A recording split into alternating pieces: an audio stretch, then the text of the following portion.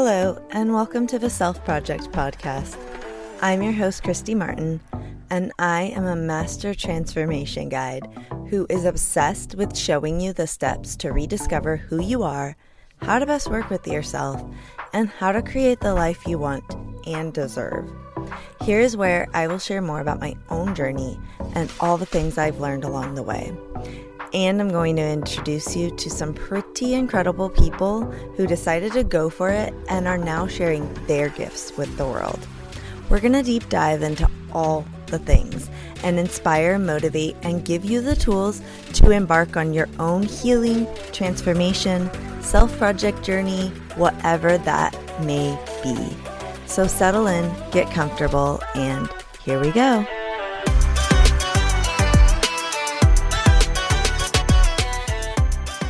All right, I want to welcome everybody back this week, and I am really excited to have our guest here with us today.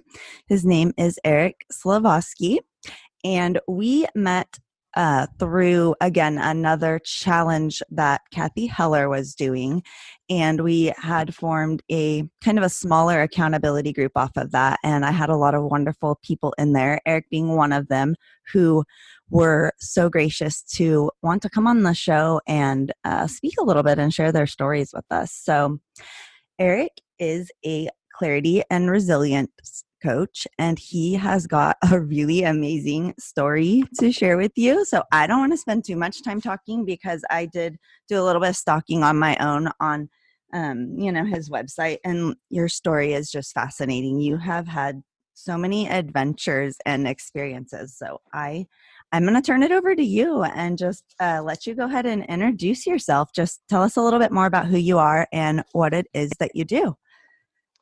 Well, thank you so much, Christy. It's such an honor to be on the podcast today, and I've just been really looking forward to this. And it was fun being in that group. We kind of, like you said, we met up, and Yes. I think it was the Kathy Hellers, right, group, Yes. and we linked together with all these amazing people, and so started talking and communicating a little bit, and it just felt, I don't know, so uplifting to have communication with you, because there's just, I think in this world a lot of times it's hard to find like-minded people, Mm-hmm. people that kind of are looking for something deeper, looking for something, I don't know, just like a certain kind of consciousness, a self-awareness, and just kind of this awareness to get themselves to kind of a higher level, right? To sort of become your best self. And that's really, what I want to share today is just that journey of, kind of some bumps along the road and some things that worked, some things that didn't work, as I kind of just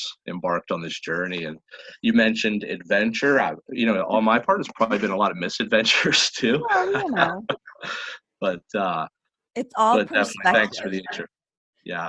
So basically, yeah, I'm a small town North Dakota guy now. I didn't start out here. I grew up in the shadows of the factories and steel mills in a little town called Latrobe, Pennsylvania.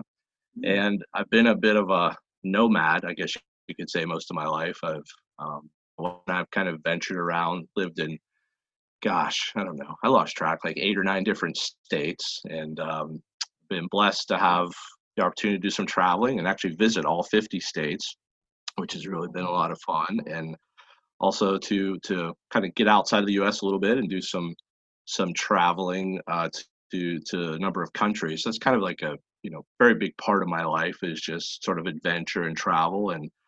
But like I said, now I live in a town where the closest McDonald's is like 40 miles away, and the closest mall, so we were social distancing here before social distancing became a thing. So. Yes, I feel you so much on that. We're like 20 to about 20 miles from anything like that too. Are you really? I Yeah, feel you. yeah. The people are always like, so many people I talk to, like, how do you do that? How do you live so far out? And I said, well, you just adapt. You kind of Yeah. adjust, just like anything else. And Mm-hmm. You get used to it. You have your advantages too. You have to trade, I think. that's so true. There's definitely trade-offs. Yes. Yes. Yeah. Well, just a little bit about my background then. So um, in my 20s and 30s, as I was kind of growing up, I grew up with, I guess you could say, a fair amount of just uncertainty and trauma in my childhood. I, was a child of a divorce, and there was, just a lot of moving around. Went to like 7, 8 different schools growing up, and um, it was a challenge for me. I lost my dad when I was about 3 years old to a drunk driver, and so my mom kind of really struggled with picking up all the pieces. And we just had this kind of life that was, I would say, defined by uncertainty and instability. So we were always kind of looking for the next thing. Yeah. She remarried, and so it just, things didn't work out with that very well. And so there was sort of this environment of abuse too, physical abuse and also verbal abuse. So I kind of grew up in this environment where I don't think I had a very strong sense of self. And as I kind of grew up and got into my teen years, I started to notice that my mind and my mindset, my brain seemed to focus a lot on things like my anxieties and my, that I was unworthy, that I was never going to be good enough. And I kind of built these walls around me, and I sort of had all these fears that I fed them on a daily basis. And just some of the things from my childhood, I think kind of they fed them too. Mm-hmm. And they almost became just like really like these monsters, in my life, where even when I would do something good, I would still feel, yeah, but that wasn't really me. Mm-hmm. That was probably somebody else. So I just had trouble giving myself credit. And I think that, as I moved into my college years and into my 20s and 30s, I just felt very, very unsettled in my life. And I worked a ton of different jobs in my 20s and 30s. I mean, I did everything from, I was a milkman. I worked for a drilling company. I laid carpet. I was a housekeeper, a lifeguard, a landscaper. At one time I wrote down this list. I had like 25, 30 different Oh my jobs. gosh. I And love that. a lot of them were like outdoors, kind of getting my, dirty. And Yeah. I probably had more dirty jobs than Mike Rowe. I mean, I was just doing all kinds of things. But in many ways, I was searching. I think I was looking for something Mm-hmm. that made sense for me. And around the same time, I married this wonderful woman from Britain, and and she came from a family that was just kind of just, I don't know, just in my eyes, just had more stability. And so I didn't kind of know what that was like. And so when we got married, I said, look, if you're going to marry me, it's just going to be a wild adventure. So just want to let you know what you're signing up for, because I'm going to get it figured out at some point, but right now it's just not going that way. So my 20s and 30s were kind of defined by, I got a degree in psychology, and I Mm. started working like in the mental health field. I started doing some sports coaching, but we were bouncing around quite a bit. When we had kids, it did seem to sort of change that. I started realizing that, okay, I need to provide some stability, for these guys. I can't be Mm-hmm. kind of bouncing around from thing to thing. I can't be a ski bum in Colorado anymore. So in my, I would say, kind of 30s and 40s, I really centered in on education. And so I got involved in teaching. I taught I taught in like a middle school, elementary school for a while. Then I got my master's degree, and I went into college teaching. I taught at religious, like Christian based Okay. institutions. I taught at state colleges. I taught for 6 years in the West Virginia university system. So as time went on, so kind of getting into this in my early 30s. So I did this for about 10 years, kind of this teaching and coaching thing. And I did enjoy it. Um, I felt like I was making a difference. Mm-hmm. But I think it's around age 40, I had an opportunity to go overseas and do some sports coaching, coach American football over in Scandinavia, over in Finland. And it was one of those things in life, like it made like no sense on paper. I was going to have to leave my secure job in America, my health insurance. I was going to have to leave, sell the house. I was going to have to kind of like commit to something that I didn't have a lot of answers to. And logistically, it was like a mess too. It was like, okay, what do we do with the pets? Oh And here wow. I am a teacher, but we're going to have to homeschool the kids. Yeah, so I So say what's how that going old to look like? How old were your kids at the time? Let's see. So my daughter, I think was, uh, my oldest daughter was 10. Okay. My son was 8, and then my youngest was like 4. My youngest daughter was 4. Oh yeah. So So you've got that added challenge there. yeah, and I think there's a big difference between like being a teacher and then Mhm. like teaching your kids, which I'm sure a lot of people during like COVID could probably, they could probably verify that it's a Ever. whole other ball of wax. Oh my God, yes. So yeah, and but anyhow, we found a way to make it work, and I just have to say, like I took about a 2 to 3 year period there where we relocated from the Midwest back to where kind of where my family is from. Like I said, my wife's from England, but she does have some Mhm. family on the East Coast. So we go back to Maryland. We set up shop. We buy a townhouse. We kind of use that as our home base. But for the next 2 3 years, I'm taking positions overseas. So I was over in Finland for a couple seasons. I coached in Italy, in Czech Republic Oh, for a little bit, then also did this thing in India. This coaching, brief coaching opportunity in India. So none of it paid very much. We kind of had to go into the buying our own health insurance and figuring mhm. out all these logistic things. But I have to say, my kids loved that lifestyle. And Yeah. my wife and I, even with all the uncertainty, we were just like on cloud nine. Like it was, I don't know. We just had so many great times together as a family. We Mhm. Our life was actually very simple most of the time, but we spent so much more, so much time outdoors, like cooking Yes. together, less time on social media, rarely watched television. It was just like a really, really enriching time for the family. So then that ends, and then I go back to the kind of the grind, so to speak, in my early 40s, and I go back to that for about 5 or 6 years, and then in 2018, late 2018, I think I just hit this wall, this sort of turning point where I'm like, and I was back at teaching at a Christian college out here in North Dakota, and things were not good there. There's budget cuts, Mm. and there were just some decisions with the leadership of the school. They were kind of letting some people go, and it was some of the things weren't handled, I think, in the best way. And so, like, I was just at this crossroads again. Again, it's late 2018, where it was like, am I going to do this for another 15 years? Um, I'm not happy. I'm not. This isn't what I want to be doing. I'm doing this, I think, more for a paycheck, for health insurance, for security. Yeah. I was stuck and I was miserable. And I think I started buffering too with just the misery. So for me, food was like the way that I blunted my emotions. Uh-huh. And so I put on like, I don't know, probably 30, 40 pounds in a span of a couple of years. And I just was really, really stagnating.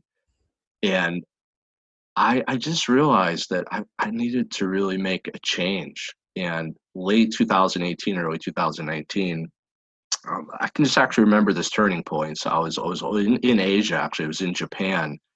I was on this trip, um, and I remember walking up a flight of stairs one day, and I just when I was on this trip, and I was like out of breath, and I was just like just disgusted with myself, and I realized like I need to make some big changes. I need to get healthy.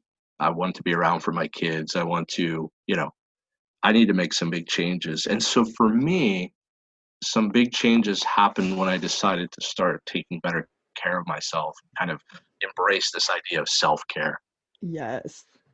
Yeah.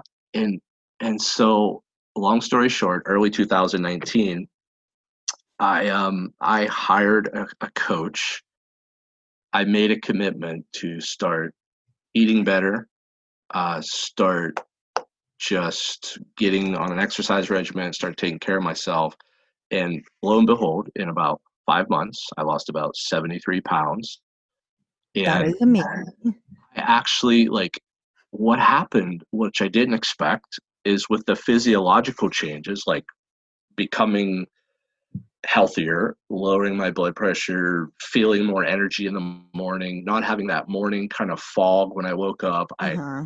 I just was amazed at like the psychological benefits that I was getting from doing something physical. And that started this wave for me. And I tell you what, it's just I gained momentum, and I just really, really started to look at my life. I started questioning things. I started having this Mm. sort of, you know, it, do I really want to be doing this job? Do I, is this something that I see myself doing long term? And I think I even in some ways kind of had it. I was listening to your podcast on kind of the difference between religion and faith. So I was also having this kind of come to Jesus moment in terms of what do I believe? Oh my God. And I was getting so much cognitive dissonance over the things I'd been told my whole life with religion, and I was grow up Catholic, and I was kind of in fundamentalism, sort of very very strict Pentecostal, Mhm. church experience, kind of growing up, and I was just experiencing so much cognitive dissonance where things that were happening on the ground that I was seeing every day weren't matching up with the beliefs that I was holding on to. And it absolutely sucked. And it was painful because when I made the decision to leave the Christian college in January here, just 2020, I just left 6 months or 8 months ago. I I paid a heavy price for it. Mhm. People could tell I was questioning things, and I was taking on the status quo, so to speak, and I started, literally it started costing me relationships, and I started kind of looking at myself like, am I a bad person because I'm just kind of figuring out what I want and figuring out really what I believe, and here I am almost 50 years old, and I'm still like in this, I don't know what you want to call it, this almost like a crisis, inner crisis type moment. But it provided so much clarity because I decided to really face the music, and Mhm. and there was a heavy cost. And I was listening to a podcast recently where a person went through something similar. And they were talking about the currency that you get when you're a part of something like that is belonging. And once you stop maybe believing exactly like everybody else, a lot of times you're punished by not belonging anymore. And so I kind of had to, and I think I'm still kind of going through that where I'm kind of still coming to terms and, and dealing with that, with not really belonging to that group anymore. Um, but anyhow, the physical really changed the psychological for me, and the mental, and even the spiritual. And what I did is I resumed, I'd been in this coaching course in London that I'd started 2 or 3 years ago, but just didn't finish. So I jumped back into this personal development coaching course. It involved having to go over England a couple times, but most of the work I could do stateside. And what happened is I really started looking through the coaching experience and all the hands-on practice we were doing coaching. I started to really see that um, that things could be different for me. That things just my life could look different moving forward. I started focusing more on the future and possibilities. My mindset became more focused on gratitude. uh, I started surrounding myself more with people like you who are they're looking, they're taking action, they're building the life that they really want to live. And it's messy sometimes, right? Oh God, It, yes. but it's just not really about that. It's about putting yourself out there and really creating and building the kind of life that you were meant to live. And I Yes. started grabbing hold of that, Christy. And I think it again the momentum built, and I started listening to podcasts. I started really sitting down and doing reflection about my surround, kind of around my what, right? Which is my passion. What am I good at? What I've been coaching and doing counseling jobs and Mhm. doing all these things for all these years. What really lights me up, which I define really as my passion. And then I was like, why am I on this earth? What is my purpose? And then it's figuring out what your purpose is, kind of what lights other people up, right? Your passion lights you up. Your purpose can light others up. Oh, I And love I, the way you put that. oh, and it finally started to becoming real to me. And I thought, it's time to stop playing the game.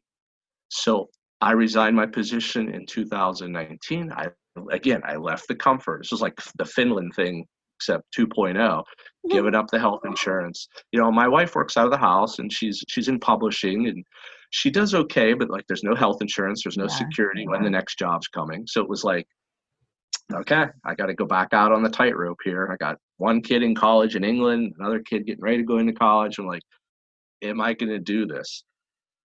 But I I really just started to fill my mind with defining my what, defining my purpose. And when I got clarity, because these are the two areas I kind of specialize in with my coaching now, is resilience and clarity. And what really dawned on me is I've been building resilience my whole life.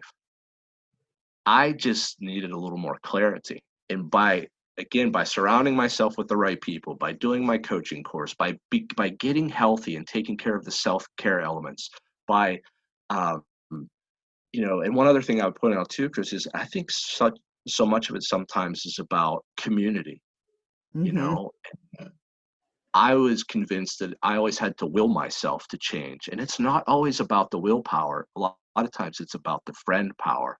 And when you build community, it's like you can stand on the shoulders of others sometimes. And when you're down, they can pick you up. So I started realizing that reaching out to others and sometimes asking for help was not really coming from a place of weakness, but was coming from a place of strength. And that was very pivotal to me too. Um, I remember kind of going through this in 2019. And one of the things that really stands out for me is my relationship with fear really started to transform, because I started putting myself out there and doing things. And then I lost the weight, and then pretty soon somebody said, "Do you want to run a half marathon?" I'm like, "A half marathon? No, not really." Like, "Come on, Right. do it." I'm like, "Okay, I'll do it." So never done anything like that in my life before. I mean, I'd been in the military, run like 5Ks and stuff like that, but Yeah. 13 miles, really? So in 2019, I I said, okay, let's do it. Let's do this. I went out and I ran a half marathon. And the next thing is I'd always thought about wanting to do stand-up comedy. Like humor for me as I was growing up was like very cathartic. And I thought, man, I was always writing down in notebooks like different like skits and stories and jokes, and I'm like, am I ever gonna do anything with this? 2019, I decided to take action, and I set up so I contacted a friend from high school. We hadn't talked in a while. He's a musician, and I just had this idea. What would you think about teaming up with me? Let's do a little storytelling. You do the music, and then I'll do the stand-up routine. And he's like, well, how are we going to do that? I'm like, well, let's find a venue. So I found this opera house in North Dakota. I knew nothing of what I was doing, how to set up an event, anything. And I booked my own show, basically. We kind of co-produced it, put it together. We went and we sold tickets, and people came. They bought tickets. And I don't know if they felt sorry for us initially. I was like, but it was like we turned a small profit, and then I bumped up to a bigger venue, which is like a really large venue, Uh-huh. seats like 2,000 people, and I think we got like close to 275 people came to that event, but it was a bigger production. Yes, that's awesome. And then I put myself out there and got an opportunity to perform at the Laugh Factory out in Hollywood. And so I Oh, did this opening, and I can just remember, being in that experience and thinking, I'm scared to death. Like, what am I doing?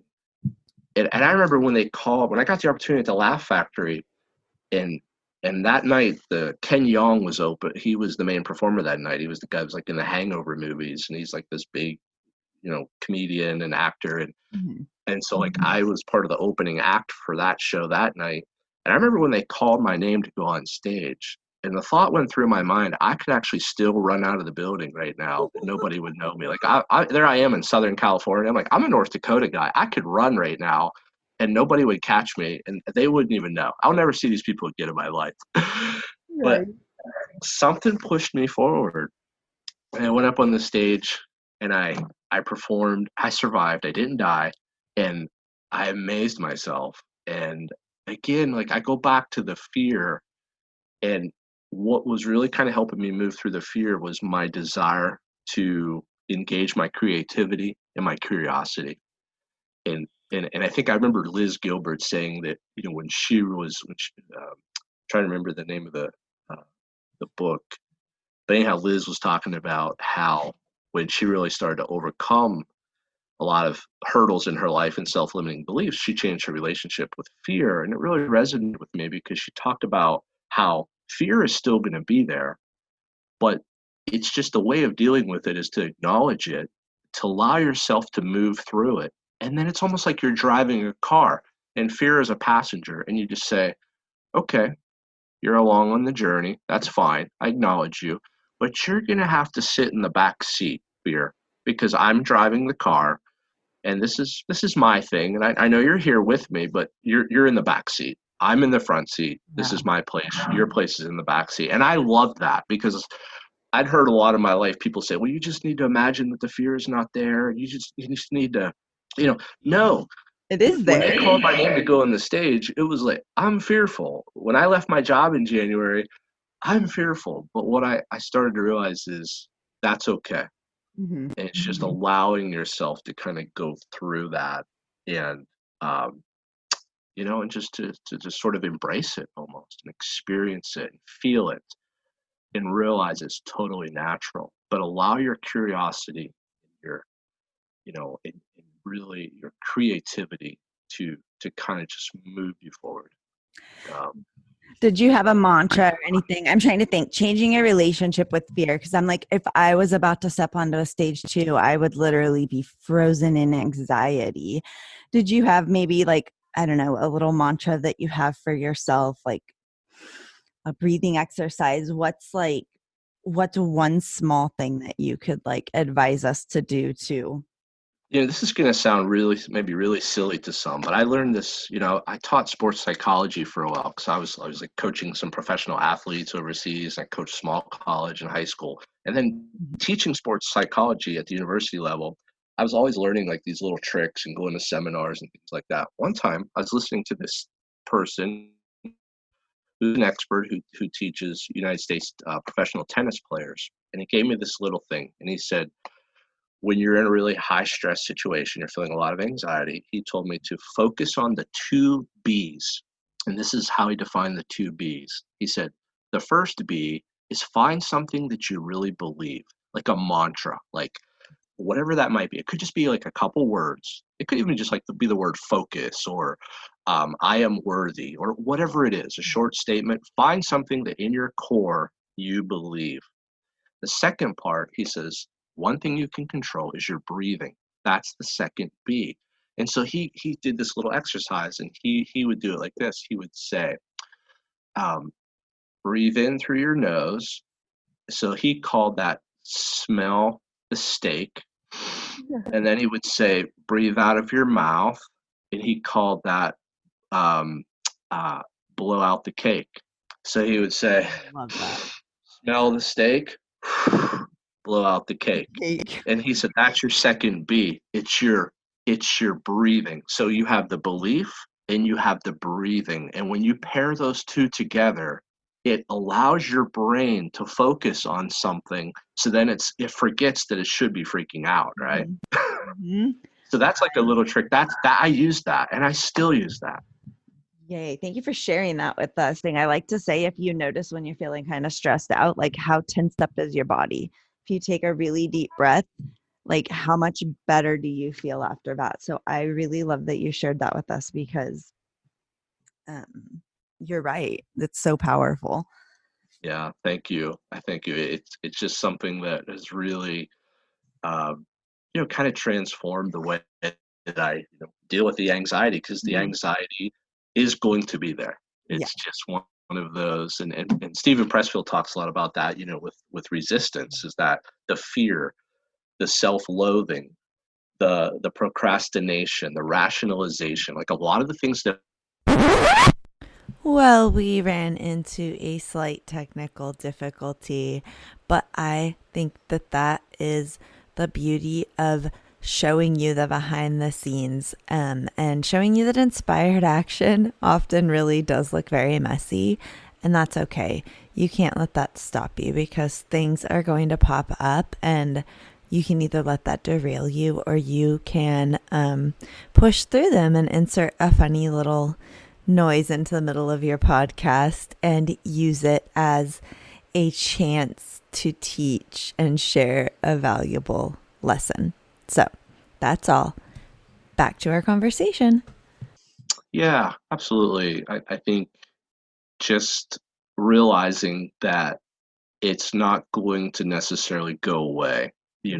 that those things that are often in our way, like um, the rationalization or the self-loathing or the imposter syndrome, I'm not good enough, the self-doubts, the self-limiting beliefs, I'm not smart enough, I'm not this enough, I'm not tall enough, whatever it is that you're doing, those things are going to come at you.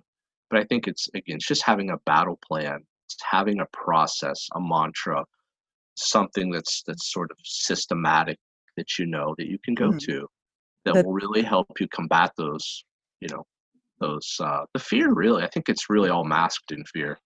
I completely agree with you. And I love that having a go to, almost so that it's just kind of subconscious for you that when you start feeling that anxiety, that's what you immediately learn to go to. Yeah, and I believe, Christy, when we allow ourselves to face it head on, and then we get beyond that wall, it's like then we can engage imagination. Hmm. Then we can engage creativity. Then we can engage intuition. And that's where all the beautiful stuff is, right? That's where the magic is. It's like, oh my gosh. Like I wasn't even aware I had this inside of myself. I'm getting all these ideas for new, podcasts, or I'm getting all these new ideas for I could do this, and we start seeing the possibilities for Oh, really what they yes. are. And I think that's so life changing, so powerful. Oh my gosh, yes. I resonate with that so much. Literally, your entire story, I resonate so much with. It mirrors mine so similarly. So I just love your story, like Thank you you so started much. with. So tell me, how are you? Where can everybody connect with you online? I know that you're on several platforms. You're on I know Instagram, Facebook, you have your website, you're on Yeah, Pinterest. I am. Yeah. So, and I'm still kind of learning my way. I'm not Mhm. it's one of my sort of obstacles, my self-doubt things. I'm not the strongest at the tech part of what I'm doing, but I'm learning, and Yeah. it's messy, but but yeah, um, just at Eric Slivoskey. I'm on Pinterest, Instagram. I have a business Facebook page, also Twitter. I'm not extremely active on there, but I'm working on it. And then my website, which is just ericslavosky.com.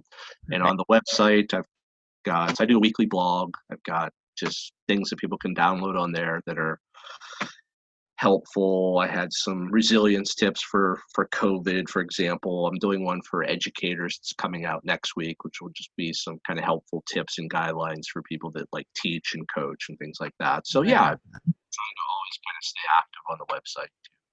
I love that. So tell us how do you work with others? Do you have a group program available? Are you doing just one-to-one coaching? If somebody wanted to come and work with you, what are some options you have for them?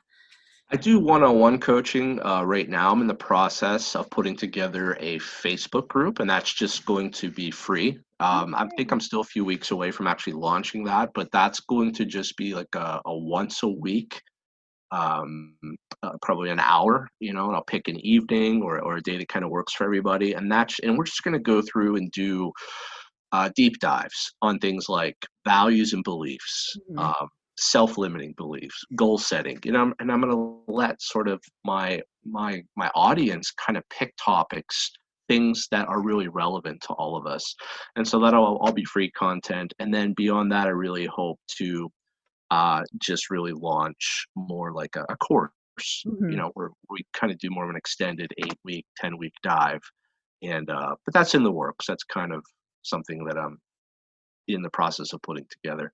Oh my gosh, yes, I love it so much. And I just want to say that, Eric, you are just the perfect picture of just stepping out there, just having faith and not knowing, maybe what's coming for you, but having the faith that you're just going to end up where you need to be. And I want to say that that's so inspiring. Just sitting here listening to you has really just got me fired back up to keep taking those steps, because I know for myself, there's those days that I'm just like, what am I doing? I feel, you feel like you're free falling some days. And I'm with you. I just remind myself that when you finally land, that it's going to be really just the whole journey to get there. The whole free fall is really beautiful. How about that? You're right. It's falling forward, right? Yes. I try to remind myself when I fall, at least if I'm falling forward, that's still progress. Yes. Yes. Keep Yeah, getting back up. So yeah. I just want to thank you so, so much for coming and sharing your story with us. And like I said, that's got me so fired up now to just get back out there and just keep going. So I thank you so much. This was just, it's so life-giving to talk with you, and just, I commend you for the work that you're putting out there. you. And the value, your value in people's lives. I think that's just, there's just so much power in that. And so keep doing what you're doing and keep putting that value out into the world, because it's transforming people's lives. Thank you so much. Thank And you. our hopes today is that you take this away and you use it to transform your own life and get your own voice out into the world, really, because you have something important to share. And we just want to inspire you to do that. So, Last thing I was thinking of as you were talking is just to, uh, if there's something that you really feel passionate about doing, is just to not marinate on it. Just, no matter how messy the action uh-huh. is, just take the little step and Yes. do it. It's like, I look at it as like a rocket blasting off. Don't keep giving yourself a countdown to 10. Just I mean, just blast off. Yep. Just go. And you, that alone creates some momentum where you're like, oh, this is so bad, or this is, but Yep. you'll fix it. You'll make the adjustments that you need to make. But don't focus on the countdown.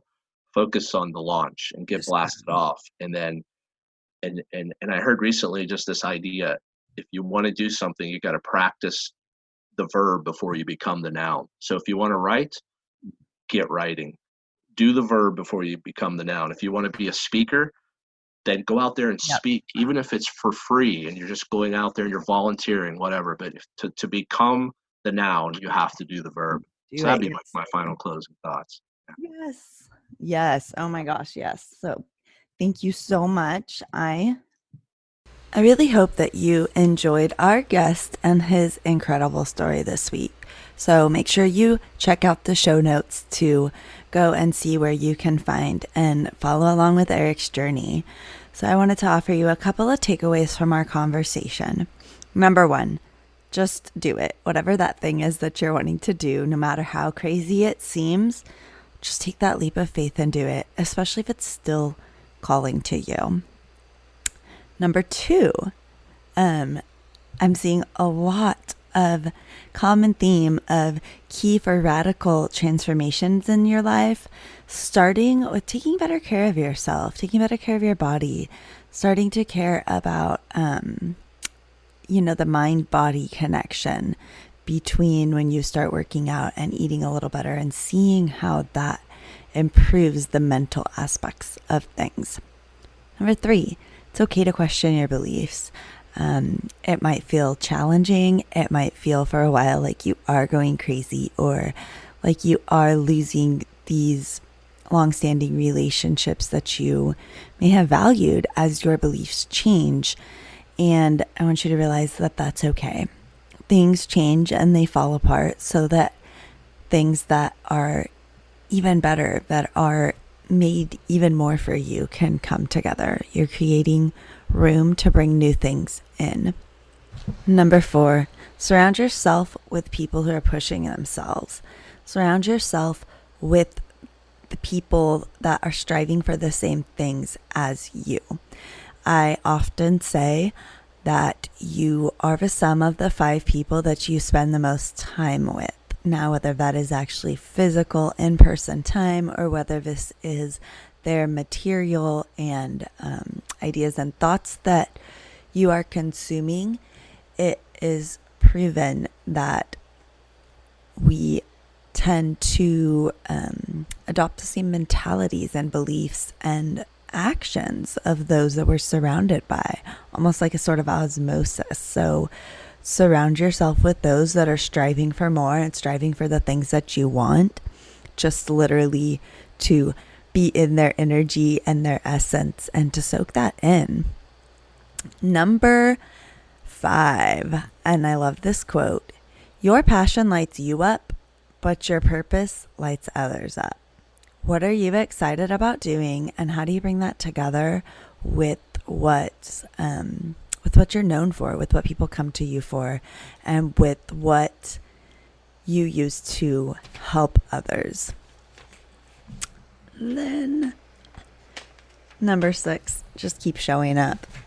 Just keep showing up every day, no matter how crazy you might feel, how inadequate you might feel some days. Just keep showing up, because if you want to do something, you have to do the verb before you can be the noun. So many great quotes from this interview. You guys, change your relationship with fear. I don't know what number we're even on. Number 6, number 7. Change your relationship with fear, acknowledge it, and face it. And he gave us a wonderful tip to do that, focusing on the 2 B's, belief and breathing. So keep showing up. And I want to thank you guys for being here today. I can't wait. This was my 3rd guest interview, and I can't wait till we get to number 100 and just how confident and how much better I'm going to be at interviewing then. I use this interview as an example. Like, Christy, why did you ask the most awkward questions that didn't even pertain to the conversation? And it's all learning. It's all learning. I want you guys to see me stumble and fall and get back up again and keep going and try and try and try and try. Because again, you have to do before you can get there. You have to do the verb before you can be the noun. I'm going to use that all the time now. Anyways, you guys enjoy your day, and I will see you next time.